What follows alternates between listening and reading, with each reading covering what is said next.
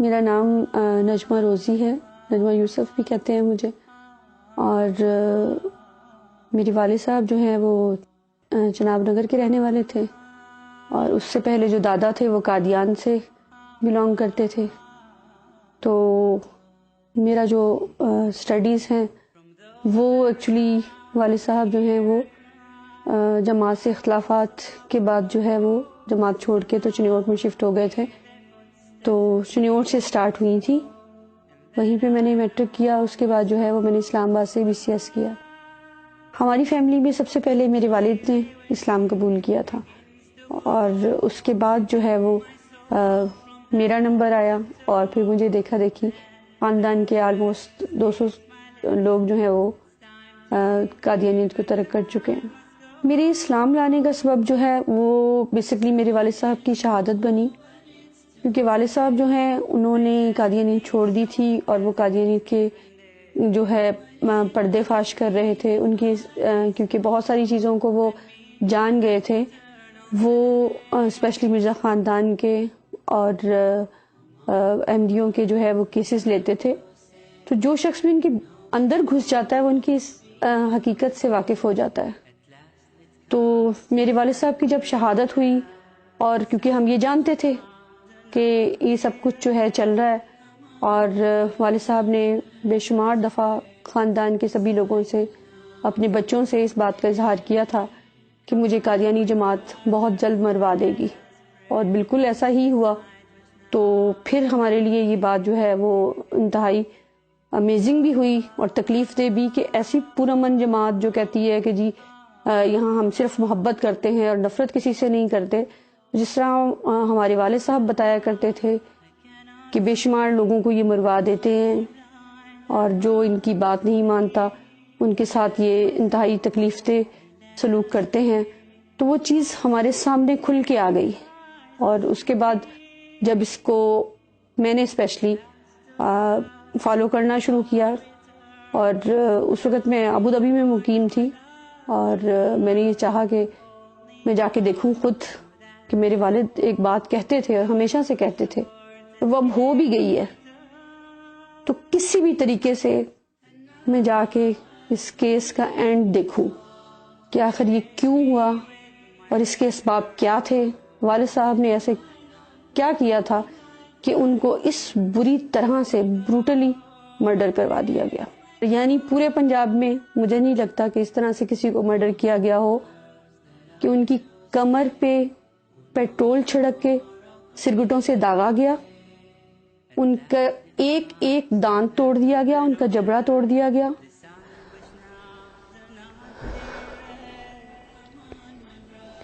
ان کی گردن جو تھی وہ 3 جگہ سے ٹوٹی ہوئی تھی. ان کی بیک بون جو تھی وہ انہوں نے توڑی. مطلب کوئی جسم کا اعضاء ایسا نہیں تھا جن پہ انہوں نے ٹارچر نہ کیا ہو. ان کے پیروں پہ سوئے مارے، ان کی بغلوں پہ سوئے مارے، اور ان کے جسم کو جگہ جگہ سٹیپلر سے چھیدا گیا. اور ان کی ویڈیو جو ہے وہ ہمارے پاس اس وقت کی موجود ہے جس وقت کرائم سین تھا، اور ARY والے جو ہے وہ آئے ہوئے تھے، اور انہوں نے جرم بولتا میں ایک جو ہے ڈاکومنٹری بنائی تھی. اس میں آپ دیکھیں، کیونکہ میں تو ان کی شہادت پہ پہنچ نہیں پائی تھی،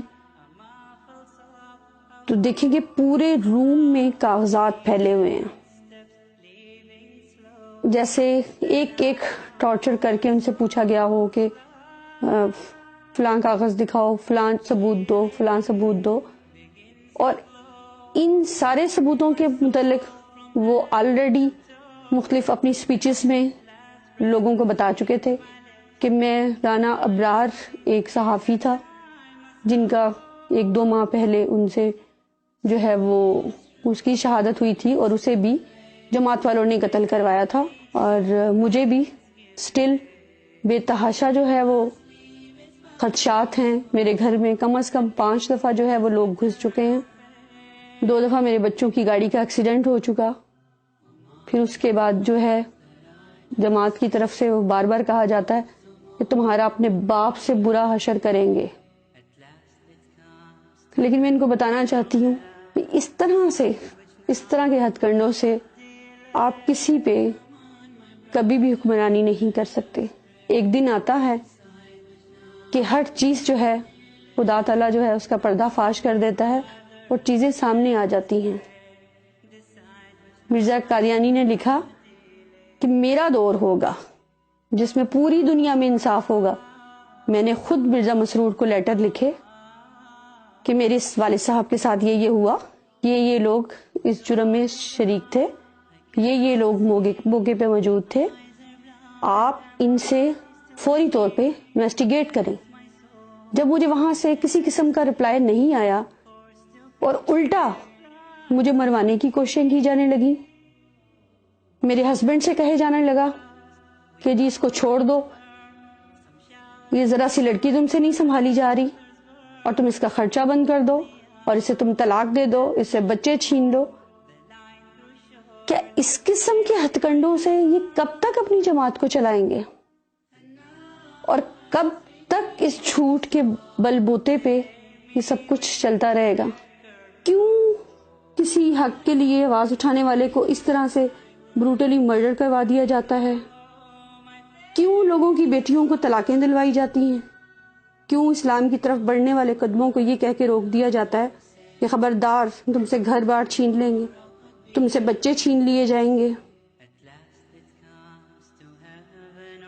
اگر ان ساری چیزوں کی طرف توجہ دیں تو آپ کو پتہ چلے گا کہ یہ صرف اور صرف ایک انگریز کا لگایا ہوا پودا ہے جو صرف پیسے کے چکر میں ہے.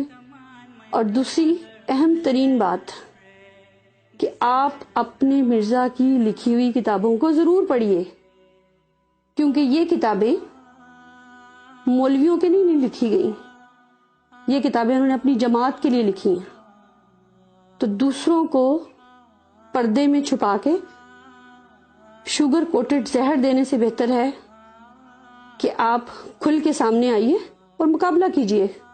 جس طرح ہر مذہب کا ماننے والا جو ہے وہ خوشی سے یہ مانتا ہے کہ وہ ہندو ہے، عیسائی ہے، وہ کسی بھی فرقے سے تعلق رکھتا ہے، کسی بھی مذہب سے تعلق رکھتا ہے. جو گھروں میں آپ کے بکس پڑی ہوئی ہیں اسے ضرور پڑھیے. ایک غلطی کا ازالہ، کشتی نوح، کہ جہاں رسول کریم صلی اللہ علیہ وآلہ وسلم کی توہین ہے، نعوذ باللہ اہل بیت کی توہین ہے، حضرت حسن حسین کی توہین ہے، جہاں حضرت فاطمہ کی توہین ہے. آپ دیکھیں کہ کوئی شخص جس کے اندر ذرا سی بھی ایمان کی رمق ہوگی وہ کبھی بھی یہ برداشت نہیں کرے گا. والد صاحب کی شہادت کے بعد جب بہت ساری چیزیں میں نے خود انویسٹیگیٹ کی اور چیزوں کی کھوج لگانا شروع کی، تو جب مجھ پہ یہ عیاں ہو گیا کہ قاتل جماعت ہے، تو میں نے اس جماعت کی بھی مکمل ریسرچ کرنی شروع کی. ان کی وہ سب بکس جو ڈھیروں کے حساب سے ہمارے گھر میں موجود تو تھیں، لیکن آج تک ہماری فیملی کے کسی بھی ممبر نے اسے پڑھنے کی کوشش نہیں کی تھی. اس وقت ٹائم بہت کم ہے. ایک چیز میں آپ سب لوگوں کو ضرور دکھانا چاہوں گی کہ جس طرح رسول کریم صلی اللہ علیہ وآلہ وسلم پہ قرآن پاک نازل ہوا تھا، اسی طرح سے قادیانیوں کا کہنا ہے کہ تذکرہ بھی قرآن پاک کا ایک نام ہے. جو تذکرہ کے نام سے انہوں نے یہ ایک کتاب، شاید اگر کیمرہ آپ کو دکھا سکے تو یہ کتاب ہے، اس میں انہوں نے یہ مرزا غلام احمد کی یہ بک لکھی ہوئی ہے. اس میں اگر آپ دیکھیں تو اس کا جو پیج، یہ فرسٹ پیج ہے کہ اللہ تعالیٰ نے تیرے نام، تیری وحی اور تیری رویا میں برکت دی. وحی تو ہمیشہ پیغمبروں پہ آیا کرتی ہے،